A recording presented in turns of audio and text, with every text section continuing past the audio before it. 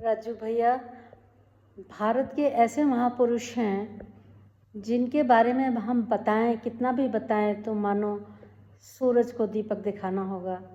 परंतु नागपुर रहने के कारण मैं उनसे इतनी बार मिली और इतनी बार उनसे इतनी बातें हुई कि हमेशा वो मेरे प्रेरणा के स्रोत बन गए। और इसीलिए मैंने उनके विचारों को देश में, विदेश में, अंतर्राष्ट्रीय स्तर पर उनके विचारों को, उनके व्यक्तित्व को आगे बढ़ाने का निश्चय किया। और इसीलिए एक ये लघु फिल्म हम बना रहे हैं।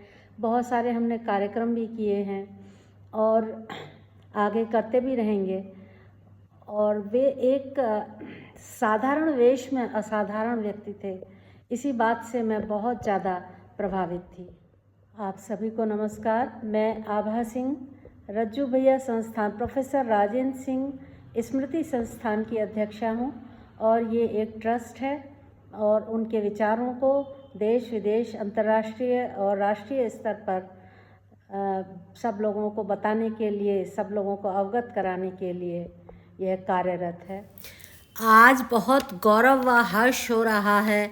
हम सब रज्जू भैया की जन्म शताब्दी के पावन अवसर पर यहाँ एकत्र हुए हैं। सरलता, सादगी की प्रतिमूर्ति, गहरी वैचारिक पैठ के धनी रज्जू भैया से मिलकर सभी प्रभावित होते थे। कितनी भी मत भिन्नता हो, परंतु आत्मीयता की अनुभूति से ओतप्रोत उनका वार्तालाप होता था। उनका स्वभाव सर्वग्राही था। वे राजनीतिज्ञ नहीं थे, परंतु देश की राजनीति को बहुत प्रभावित किया। स्वतंत्र भारत के इतिहास में ऐसा उदाहरण दूसरा नहीं है।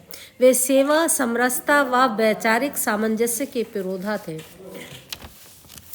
राम जन्मभूमि मुक्ति आंदोलन से लेकर सरकारों के गठन, मंदिरों के जीर्णोद्धार के विषय तक वे सकारात्मक भूमिका में अग्रणी रहते थे।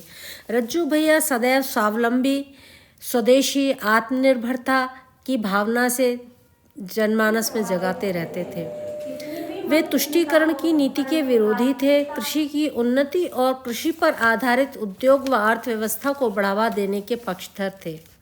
रज्जू भैया सदैव साधारण व्यक्ति को केंद्र में रखकर अपने विचार व चिंतन को आयाम देते थे।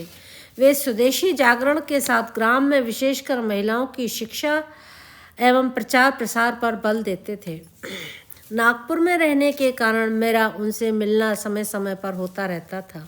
हमारे चैनल को लाइक और सब्सक्राइब ज़रूर करें।